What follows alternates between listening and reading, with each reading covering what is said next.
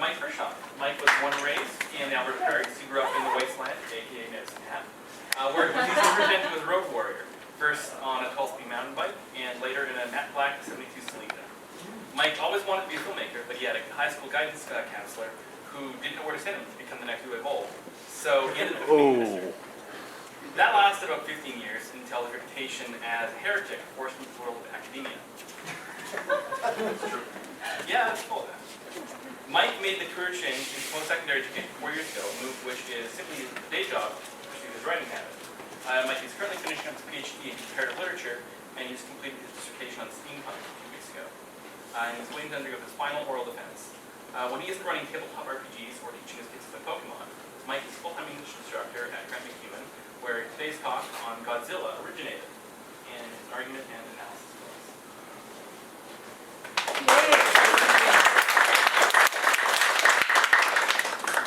Diane, if I totally fall on my face today, I'm going to blame you. Live with that. Can? Are we good for let's black the lights up? No, that's bright enough. Or a big overload. I'm just going to do this because this is how retentive I am. Oh. Keystoning. I can't, it's keystoning thing. It's not though, it's straight. I'm getting off. Jay was giving me a hard time before. He's like, is this going to be like last year where we gave you 30 minutes and you went for an hour? So maybe, I don't know. Alan was saying earlier, he wrote it slightly before. I didn't even write it. I have slides. This is how I lecture. I do not keep things in front of me because it does bad things to my, performativity, I guess you would say. It's probably a good way to put it. So, Godzilla's roar. Really, I should say Gojira's roar because we're going to be talking about the original Godzilla here. If you like this image, it's I actually contacted the guy, so it's not like I ripped his crap off on him. But Death Rider 1551 and Wayne Larson on DeviantArt let me use this image, which isn't even really his, but I wanted to use the drippy, bloody Godzilla to evoke some of the horror that the original Gojira was supposed to portray to the audiences. And on that note, we're missing something. Let me just go back here. I feel like we've got part of the screen. No, we're good. Why is it doing that? We're not going to worry about it. I'm just going to go forward. And hopefully we're not missing half the screen, because we're missing a GOD right now. Oh, yeah, we are missing part of the screen. Can we just pause for a moment while I fix this, A little widescreen. Yeah, I know, it's probably a resolution. Now we can see everything. Yes. I saw the second one. Yeah, that's exactly right. Actually, you know what? What might it be? No, it's not a Zoom thing. It's an aspect ratio. Yeah.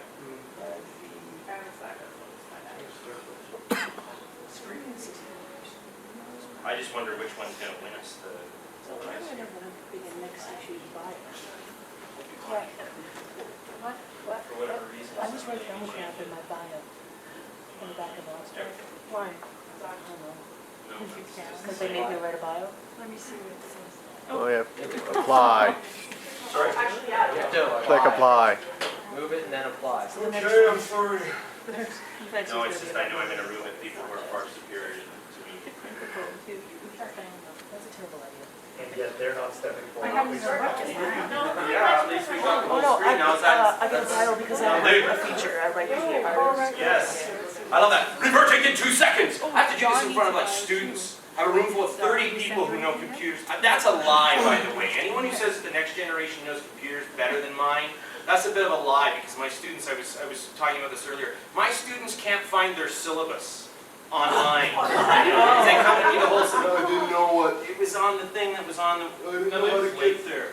Yeah, I know that because I've said if I embedded this in like porn or a first run movie that you wanted to download for pirating, you'd find it.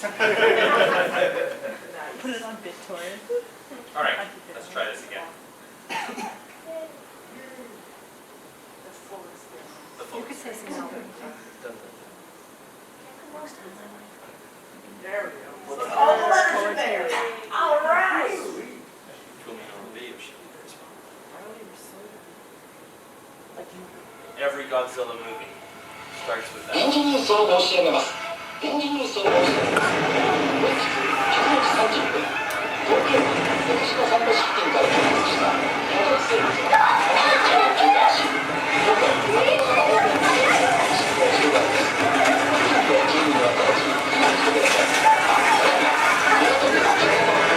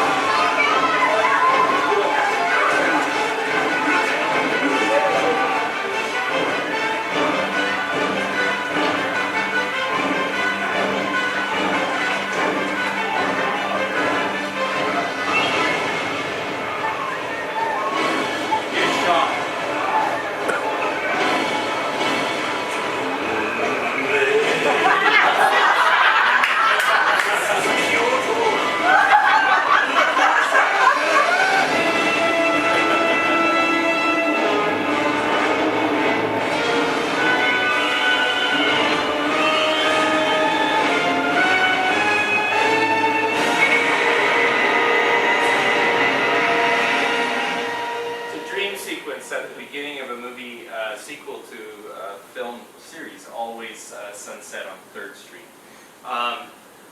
And the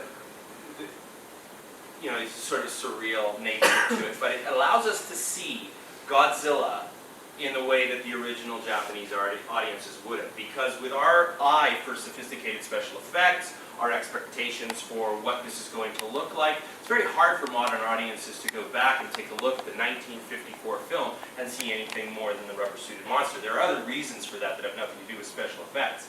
But I've got this quotation. This is off of Sci-Fi Japan. This is an interview with the special effects director for that film. And he wanted to honor Godzilla's roots, you can see, by maintaining a frightening image of the original Godzilla. Frightening image of original Godzilla does not usually go with our perceptions of who Godzilla is. Godzilla is camp. Godzilla involves bad dubbing, poor special effects, and something with rubber-suited monsters that's effectively like WWE, right? That's Godzilla in our minds. And yet this, special effects director is wanting to maintain the frightening image of the original. It was a metaphor for war, the image of the mushroom cloud. Godzilla even entered Tokyo on the same route used by invading B-29 bombers. I chose to have a terrifying Godzilla in all ways too because he was created at a time when audiences were directly familiar with the war. I wanted to recreate that image. This Godzilla is for adults, not children. And so the origins of Godzilla are in a very serious intention to evoke moments of horror from World War II in the Japanese audience's minds. This is from a great article by one of the better scholars on Godzilla, William Tsutsui. And you can actually, if you take Tsutsui's name down, T-S-U-T-S-U-I, you can see his Godzilla keynote speech on YouTube, where he just talks through it if you're not interested, or you can't find it because you don't have access to a database necessarily, but I'm pretty sure this is up on the web. But as we see here in the bold text, critics have generally judged the Godzilla films to be artistically lacking, intellectually unchallenging, and ideologically hollow. The majority of film survey books on the horror genre use Godzilla as a foil to talk about more serious films, better articulated approaches to talking about the atomic bomb and whatnot. Tsutsui begins his article, though, by saying that there was a study, or not a study, but there was a survey taken as Americans were asked to name 3 famous Japanese people. And they had Hirohito, and then they said Bruce Lee, not Japanese, and Godzilla. Not a person, yeah. And yet, utterly ubiquitous in our pop culture mind. So that when they put Godzilla up against Charles Barkley in a television advertisement, they didn't have to go, and this is who this is! There didn't have to be this big preambles like Superman, right? Or Mickey Mouse, iconic, immediately recognizable. So that, again, in, I think it was one of the Austin Powers sequels, I think it was the third, they have this moment where there's a runaway giant green monster and somebody yells Godzilla and gets slapped.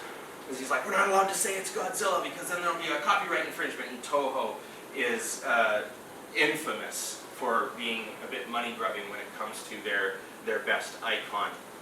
But immediately recognizable without that. So that the joke, you know, it wouldn't be a joke if people didn't recognize the creature. But we do recognize this creature and we recognize it well. The original producer recruited top talent for the movie because he wanted this film to be very serious fare for an adult audience. Godzilla took the slot of a very serious dramatic film that got shelved. And the producer of that film was trying to think, what do I put in its place? What do I give to my audiences that's going to, you know, follow in the footsteps of other things that I've done? Now I've got these names switched around in the way that Tsutsui does because he's doing it in the way that the Japanese have surname first. But you most just really need to know Honda's name is Tsuburaya. Tsuburaya was the special effects man, Honda was the director, and these guys would work on successive Godzilla movies. They'd work on the series almost up into the 80s. Both of these men were serious craftsmen. Tsuburaya had never worked on a science fiction picture. He had won awards for recreating Pearl Harbor. And although I don't know how much we can credit this particular bit of information, it shows up in a number of academic articles, and you know these people have to back what they're saying up. That his work on Pacific War films were realistic enough for the day, for the unsophisticated eye of an audience that got King Kong with all its stop motion jerkiness, which was brilliant for its day, hard for us to see now. The American naval officers thought what they were seeing was actual footage of the attack, that somehow they were able to shoot it. So Tsuburaya was known for being able to do amazing stuff with miniatures, and so he was brought on board. And Honda had done work with a number of major dramatic actors in Japan. So these were guys who had done serious work. So how do we get from serious Godzilla to this WWE goofiness? I mean, there's a fist pump on Godzilla's part in, there's this retrospective on YouTube that you can check out, 50 Years of Godzilla. And I think Ultraman kicks a creature like a soccer ball, and Godzilla does this. He actually gets a bit of air and does a fist pump. How do we get from this serious thing to the ridiculous? Part of it is what happened to the film when it was brought to America. It got heavily edited, and then they inserted a bunch of scenes with Raymond Burr, and I-1 passes to the Riverside water slide in Medicine Hat, much to the chagrin of the DJ at the Medicine Hat radio station, who thought that he had come up with the most ironclad bit of trivia ever in the history of radio. What actor, you know, main actor was in Godzilla? And I phoned immediately, because I knew. I think I was in grade 7. It's Raymond Burr! And he's like, what? How do you know that? I have this book on monsters. I have a bunch of books on monsters, actually. It's an odd moment, isn't it, for a really nerdy kid to win passes to the water slide? Kids have fun. But it was released as Godzilla King of the Monsters. And all references to the bomb, to the Tokyo fire bombings that we're going to see are part of the fabric of the original film, effectively excised. Some critics still picked up on it, but the majority of people were just seeing sort of a recreation to some degree of one of the films that inspired Godzilla, actually, Beast from 20,000 Fathoms. Virtually all sections of the original film that might have reflected negatively on the United States, and this is funny because Godzilla is the United States. Really, like a number of scholars have pointed this out, that what we're seeing with Godzilla is the you know, the bomb rolling up onto your shore and doing what it did in slow motion, in bullet time.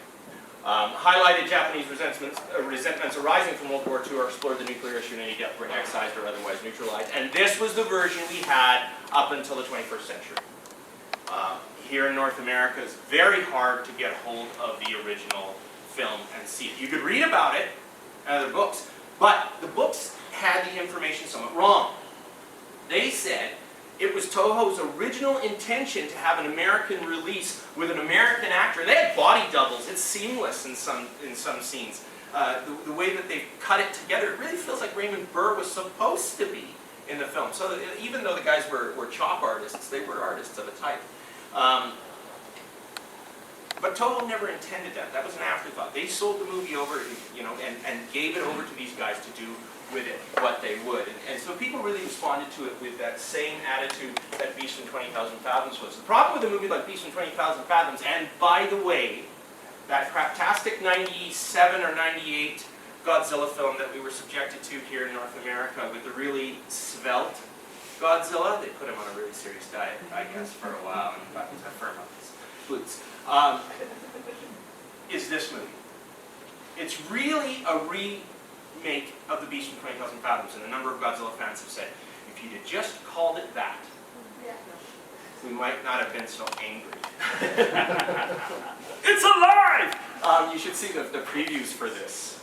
It's great stuff. And this monster that is awoken by an atomic bomb is ultimately dealt with by an atomic bullet, shot in the mouth with, you know, so the problem in the States is that they have no idea that there's any problem with what they're playing around with here. And you can look at the difference between the original Godzilla movie, where no one really is freaking out about the fact that they're standing in a giant footprint. They're like, isn't this interesting?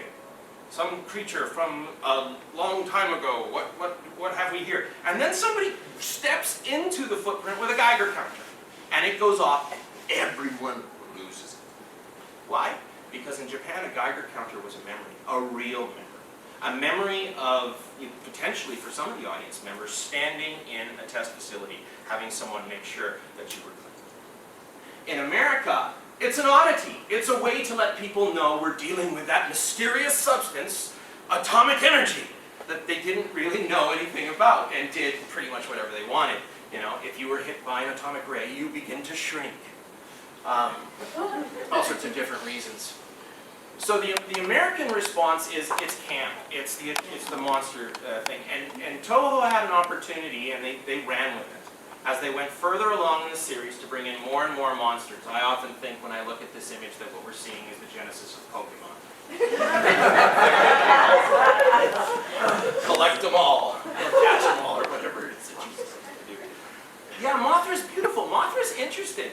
Does anybody know what the American title for Godzilla vs. Mothra is? Godzilla vs. the Thing. If you look at a number of the giant monster movies made in the States, they have these, like, them! Exclamation point. There's a vague title for you. You don't really know what you're going to be going to see, right? The Thing from Another World. And so there's a number of scholars who think that they took Mothra, who's this beautiful, butterfly, a giant butterfly. Yeah, that's effectively what it is. and then you have to take that out, because they aren't going to know. And I'm saying it wrong. They're going to take that out and put in the Thing, which is a bit of a really, really cheap people out. I was lucky enough to have my grandfather translate that for me. The first Godzilla movie I ever saw was Godzilla vs. the Thing. And my grandfather, on an afternoon while I was, hanging out with him, I have a very vivid memory because he passed away shortly after. I was 5, and he said, "We're going to watch this movie this afternoon. It's called Godzilla vs. the Giant Caterpillars," because she has 2 children, and they are the ones who effectively deal with Godzilla in this movie. And I was like, "All right, giant caterpillars, I'm in." I didn't know what Godzilla was, but man, the movie just captured my imagination. While I'm doing that, he was arranging cardboard boxes because he somehow knew, I guess because he had kids as well, you know, that I would want to destroy Tokyo after. Got my chance at that. But it gets released and it gets changed. Godzilla versus the Thing. And then I can imagine people being really disappointed finding out that the Thing was a pretty butterfly. Right? This is the difference in our cultures to some degree. But I don't want to say that the series denigrates, because there is a certain charm in what it becomes by destroy all monsters in Godzilla versus Mechagodzilla. There is a certain B-movie joy that one can derive from just watching the utter mayhem of these movies, even with the kitschy special effects. In fact, to some degree, because of the kitschy special effects, I feel to some degree, Thomas the Tank Engine, by the way, recently went from those original beautiful model scenes, if you guys remember Thomas the Tank Engine, to digital, full digital. They're doing everything in digital because it's cheaper. But what gets lost in that, when my kids started watching Thomas the Tank Engine, I kept waiting for a giant foot to come into the picture and stomp the trains. They'd be like, bam, and you know, Henry would have died. So there is a certain value in that, and that's what we equate with Godzilla, is those monster sock vests. But back to the original, you know, this is without a question, from the perspective of just critical analysis, the finest film in the series. And richly, this is Tsutsuy's words, but I can echo those, deserves the epithet classic. It's not by mistake that Criterion Classics have picked it up and released not one, but two different versions. The most recent version they've cleaned up. It's gorgeous. You can get it on Blu-ray or DVD. I watched it on Blu-ray when I was at my parents recently, because I don't actually own a Blu-ray player, but I own a damn disc. And I'm watching this, and the picture is so clear that I was able to see wires in the background that I'd never seen before on my old version that were like attached, so that when the squids were going off when he's getting hit by the tanks, you can now see that. So, to the person who's going, this sucks, you can see all the wires. I mean, obviously it wouldn't be quite as good, but it's a beautiful, beautiful print that's been cleaned up. And I should mention once again, we didn't see this film until about 10, 15 years ago, and I say that we, you know, collectively. This wasn't available to us to see what the original film looked like. All we had was that version with Raymond Burr that took those references out of the atomic bomb. William Tsutsui says we can go beyond the nuclear metaphor with Godzilla towards a chaotic manifestation of a hostile environment. It's not without reason that the word tsunami in our language has never been changed. We did not translate it. It is still a Japanese word. The Great Wave off Kanagawa is a famous painting that you often see at these prints. You go into a print shop, this is probably hanging on the wall somewhere. Godzilla is portrayed from the original 1954 feature on as an unpredictable and uncontrollable force of nature. So beyond the bomb, we can go tidal wave, we can go hurricane, we can go with that. We don't know why this has happened moment. Godzilla is a disaster film. It just happens to be a fantastic disaster. Much like earthquakes, volcanoes, typhoons, tidal waves, or your nuclear reactor meltdown. The original film featured clear references to the Lucky Dragon incident. What was the Lucky Dragon incident? Bikini Atoll atomic testing, and the Americans set off a bomb that was several hundred times what they had done at Hiroshima. Thought that everything was going to be okay. They had said, you know, you have no problem fishing off those waters. And this boat was caught in the blast, and the entire crew sickened. One died very shortly after. And the response by the American government to the widow was $4,000. And the Japanese said, no. And this is where we begin to see the beginnings, with the Lucky Dragon incident, that was the start of very strong anti-nuclear sentiment in Japan. Because they were like, this, we thought you were done with that, did you not see what happened? And for most Americans and Canadians, and just about everybody in the entire world, no, we didn't see. A lot of it was covered up. Part of that was simply because in the case of the Nagasaki bombing, which was worse than Hiroshima, we just think it wasn't as bad because the majority of the history books say it wasn't. The majority of the damage was behind a hill. If you've ever been up to the Kelowna Valley, up to the Okanagan Valley, very similar topography to what you have there. If you bombed Kelowna, you go over the hill, the other side of West Bank, and not know. And so you have that same sort of thing going on where the bomb was dropped behind a hill. They didn't have good visibility. They dropped it hoping they were going to hit something. And so when they brought in press from the United States, they were looking around going, this is really not all that bad, is it? You You know, it's like a lot of TNT going off, but they didn't see the extent of the damage behind the hill. So, the Japanese knew they had the anti-nuclear sentiment. The year this happened, they released Godzilla. And, you know, go back to Alan saying, well, that was a little too close to 9/11. Honda and Tanaka didn't care. They wanted to evoke that. They were very interested in doing it. Honda walked through the ruins of Hiroshima on several occasions. He was very interested in evoking that moment. He wanted the audiences to remember it. And certainly intended to bring to mind memories of World War II, not only Hiroshima and Nagasaki, but also the less-known Tokyo firebombing. Those of you who have seen the brilliant anime Grave of the Fireflies have seen a film that relates to the firebombings, when it was just napalm. I mean, not really napalm, but something similar to it. We have these images. These are the real moments. So there's the original ship. This is Hiroshima, Nagasaki. And now, same opening from that earlier thing, which is the same radio announcement. This is a montage of the, what's roughly 14 minutes of Godzilla burning Tokyo to the ground. Is it too loud? The lights. Lights? I'm not sure about that. Good, great. Oh, look, yeah. There it is.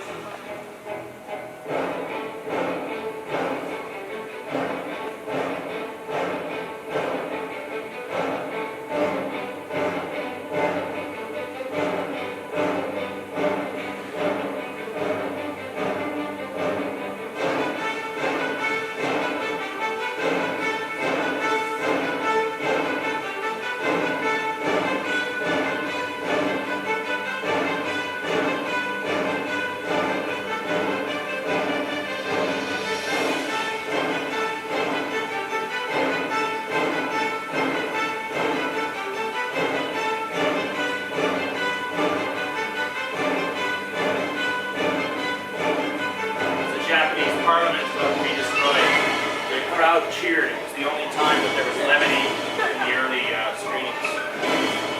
The fire in the background here, huge kerosene soaked rags piled on the side of the set. They lit on fire to try to give that sense of destruction. The aftermath.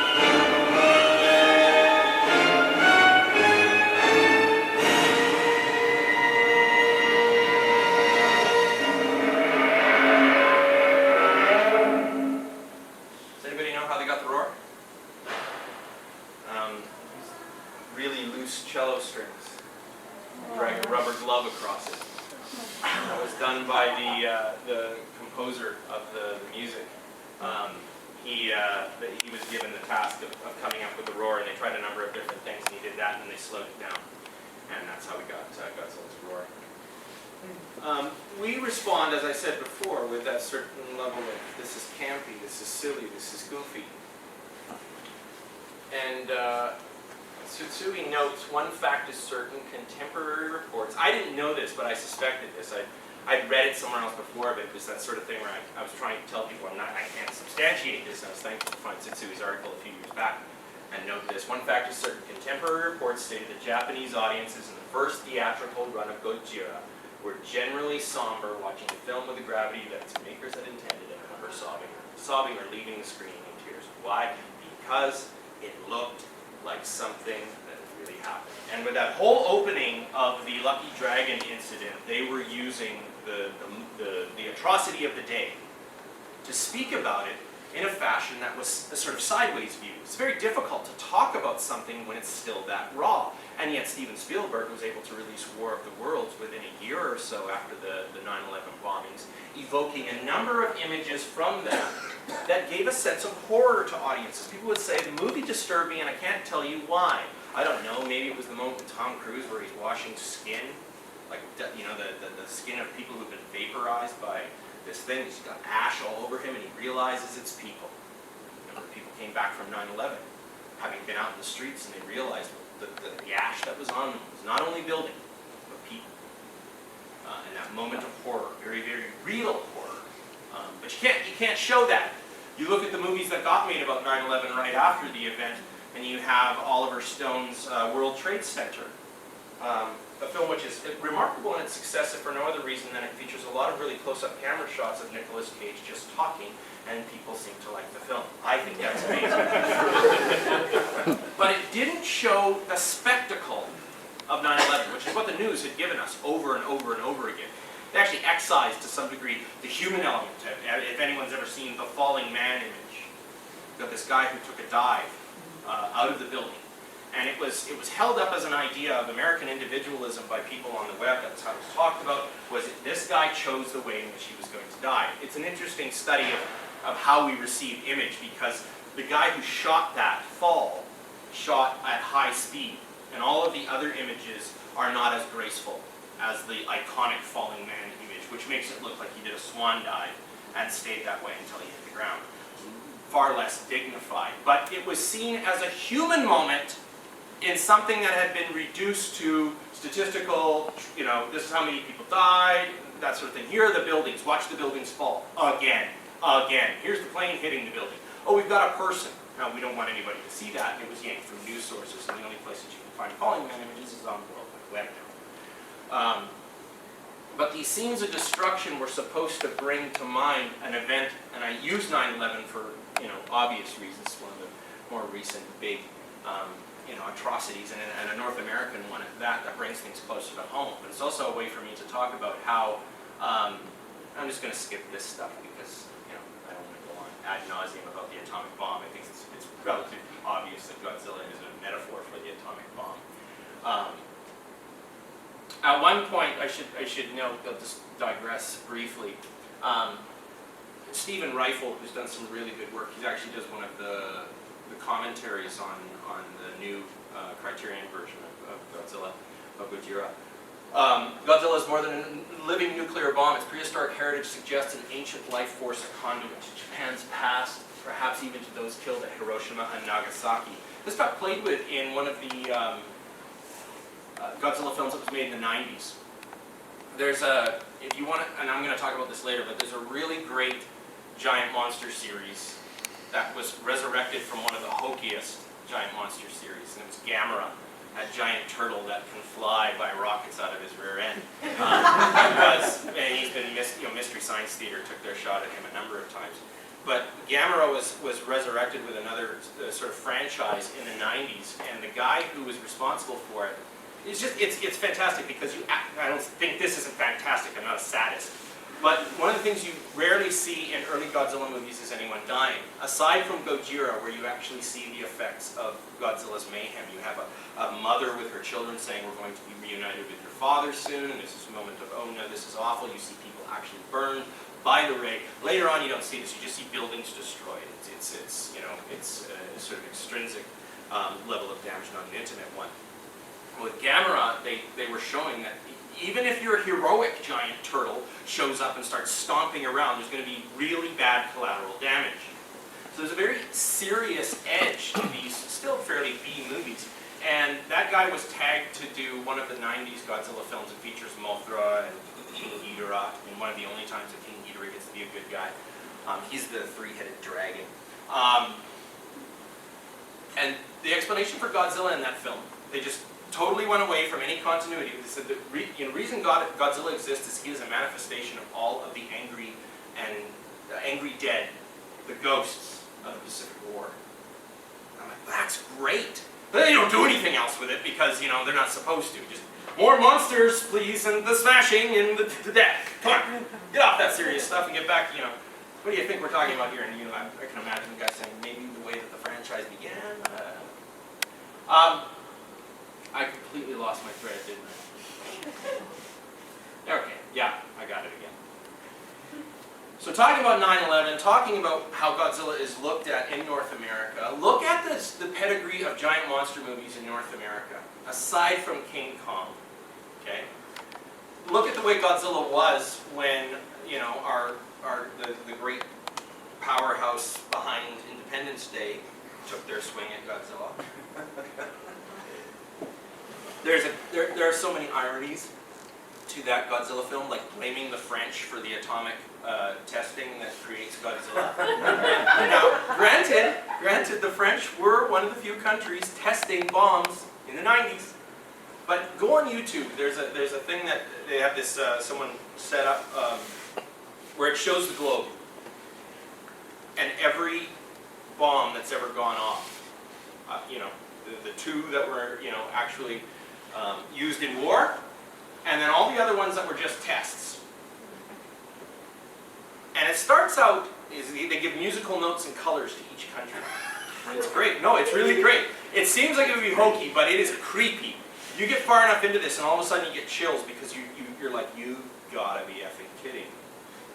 Boop. Boop. There's a timeline up the top, month by month by month. It's just the Americans at first, and then the Russians get in. A year before Godzilla is released. Or Japan, trapped between these two superpowers. They think an awful lot about this stuff. And by the time the video gets around to right before the treaties where they said, okay, enough with the testing, it sounds like musical composition. Mostly in the States. Over 1,000 by the United States. And the French, I think, have set off 9. In the 90s. So it's like, blame the French and get Jean Reno in here, he's cool. But how does America view the giant monster? Not really anything, right? It's not something serious. It's not something that terrifies us. Susan Sontag, feminist writer from back in the 50s and the 60s, wrote an essay called The Imagination of Disaster. This is probably one of the most anthologized SF essays ever. It just shows up over and over again in various types of anthologies. But she begins it with this statement: "Ours is indeed an age of extremity, for we live under continual threat of two equally fearful but seemingly opposed destinies.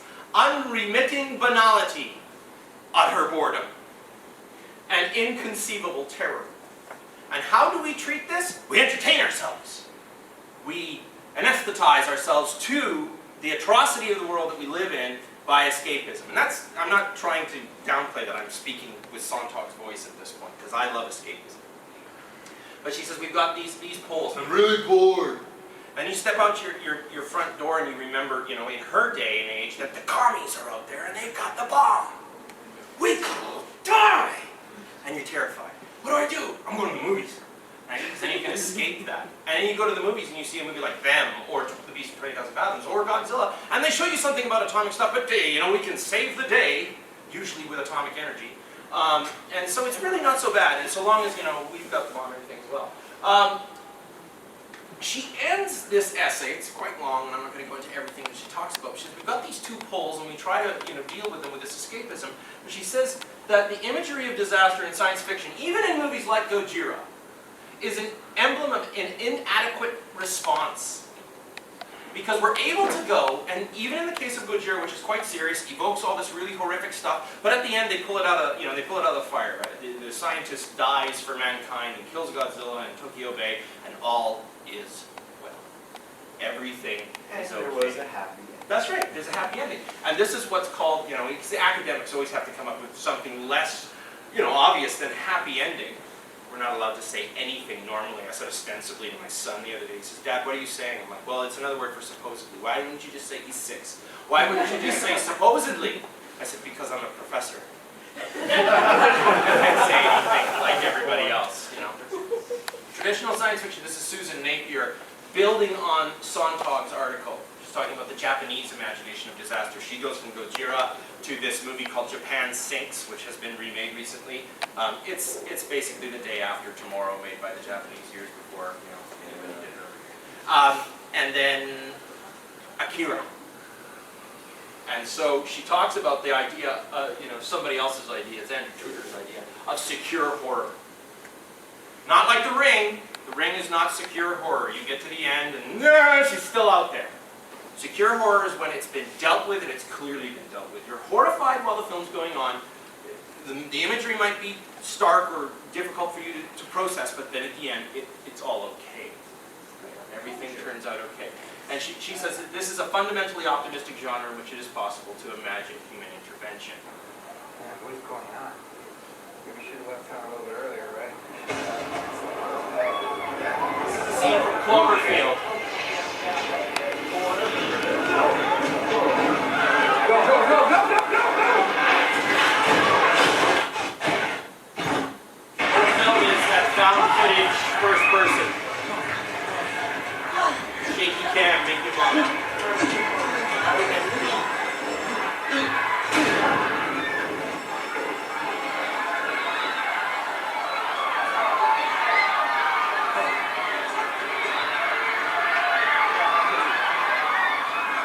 Now right there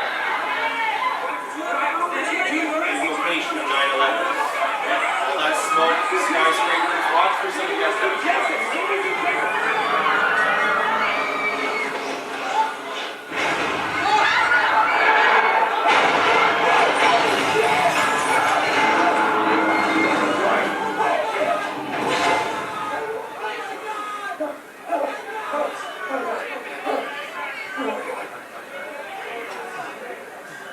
Well, the French won't be too happy with that. No, yeah, the French are taking it again.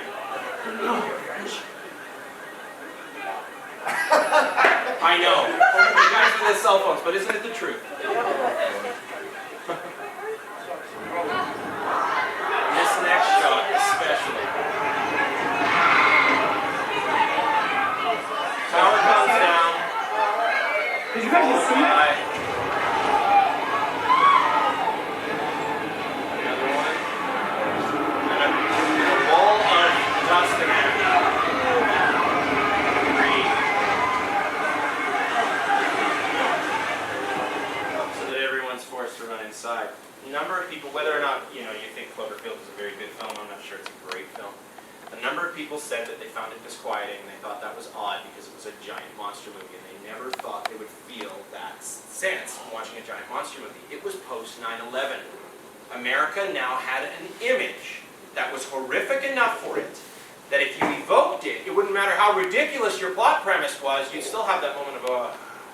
Because how many people said when 9/11 happened, it looked like I was watching something out of a movie. We also have Gareth Edwards' Monsters. This was released 2 years ago. Yeah. And indie film. Very slow movie. Do not watch this movie when you're tired. It's slow. Like if you've ever seen The Straight Story by David Lynch, slow. That's a movie about a guy who travels across the country on a lawnmower. Well, it would be slow. Wouldn't It's it? slow. I mean, it's a real movie. I'm not even joking. This is a gorgeous movie, though. It's beautifully shot.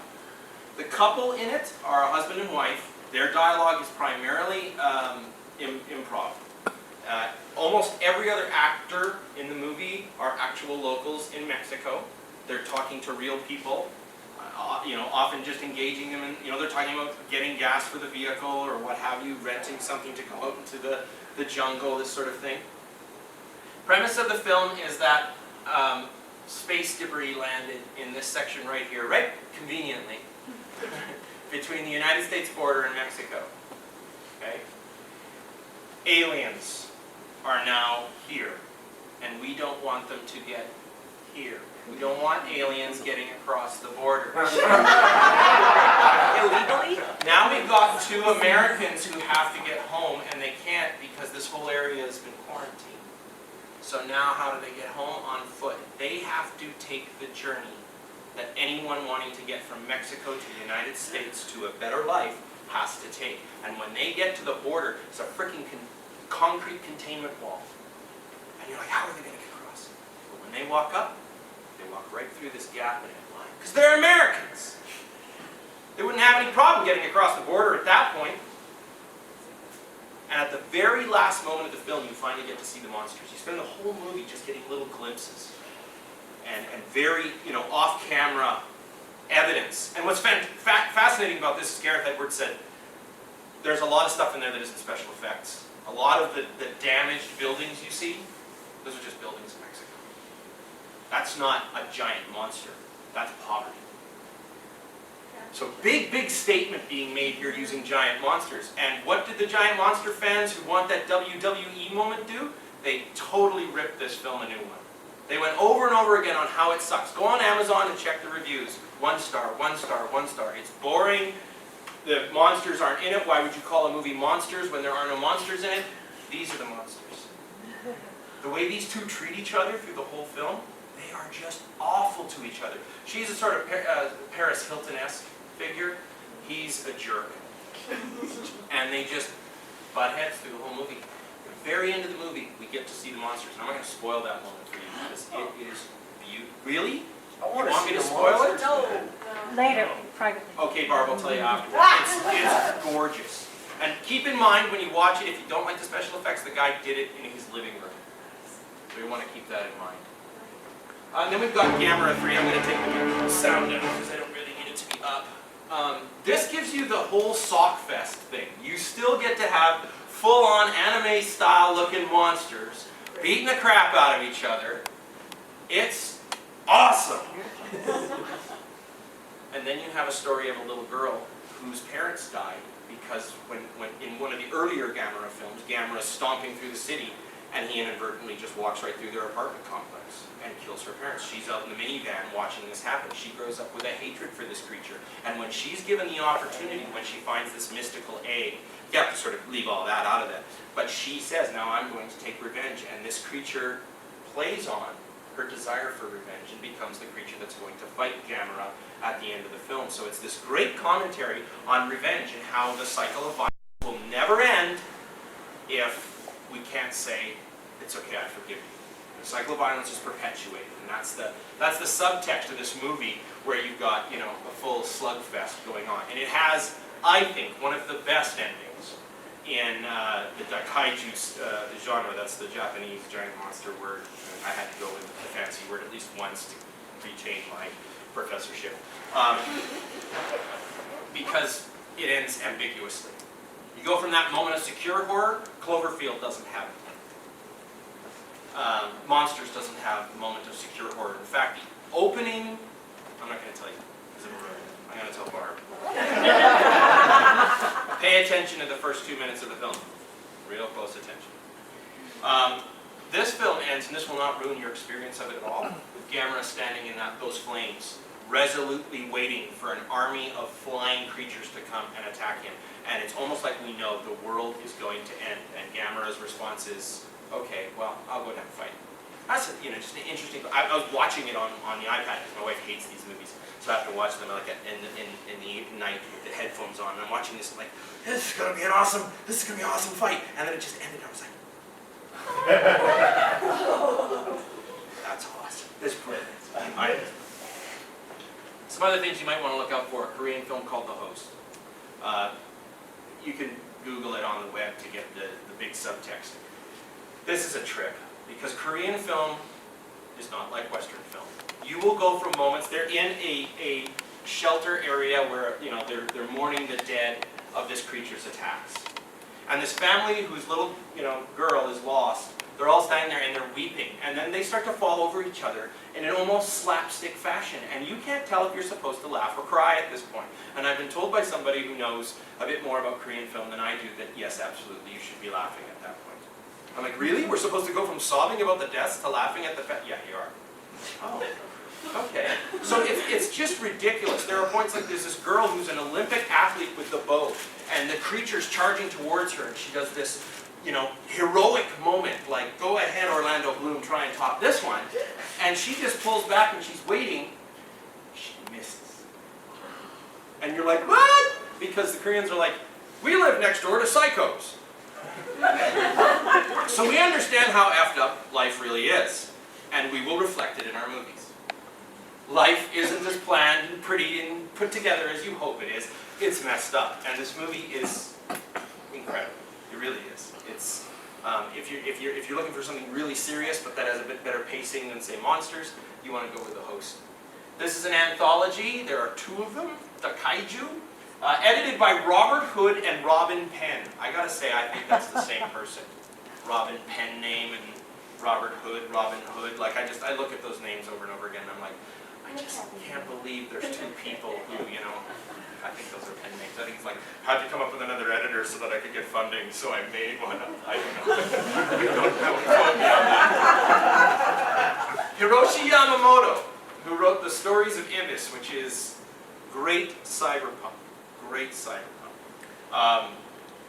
Wrote MM9, Monster Magnitude 9. When, what's the press? Haikosoru Press. That's all they do is translate Japanese science fiction for those of us over here who, you know, are bilingual to be able to enjoy, and it's great stuff, so you should check them out. They're a lovely press. But when I found out that Hiroshi Yamamoto, this guy who done this very serious cyberpunk thing, was doing a book about giant monsters, I just about died. I had a moment of squee, I guess, as they say. And it's an excellent book. It's great fun. Plays on a number of the giant monster motifs, and even has a great tie-in in the very last line of the book to the television series Monster Magnitude 9 that's in Japan, where one of the guys on the team, this is a team that's been organized. I mean, if you lived in a world where there really were these things, you think you'd come up with a plan for what would happen when they arrive? Well, they do in a lot of these movies. And this team is part of that. And they're talking, you know, what do you think will be next? He says, I don't know, maybe somebody will make a TV series about it. And so it's very self-aware. It knows the conventions. It's even got the giant woman, you know, the attacking 50-foot woman in there. But it's all very well thought out. Almost to the point where, would you believe it? No. But within its own universe, you buy in. It has a much higher level of verisimilitude than we'd see elsewhere. And I also recommend James Morrow's Shambling Towards Hiroshima. I don't have enough time to tell you everything about Shambling Towards Hiroshima. Let me just say, it is an homage to classic monster movies of yesteryear, and I mean like the 30s and 40s with Frankenstein, Dracula, Werewolf, and the Mummy, as well as an homage to Godzilla. It is a serious commentary on World War II and the atrocity of dropping the Hiroshima bomb. It is also a cornucopia of literary allusions to Poe, to poetry. It's a brilliant, brilliant book, and it's not very long. I read it on the plane back from San Francisco. Tachyon Press down there, they were like, you need to read this, because they knew that I teach science fiction, and I'm like, okay. And this has become the foundation of what I use in my course on Godzilla. So I've got a list of the things that you might be interested in here, so you can take those down, because I inevitably end up repeating this stuff afterwards to people who are interested. Any questions? No? Okay. That's me.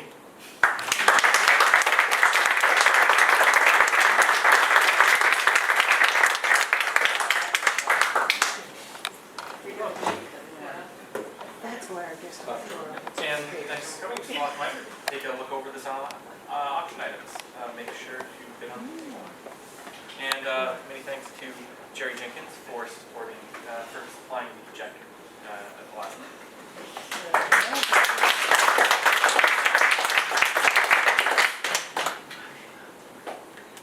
When does the auction close?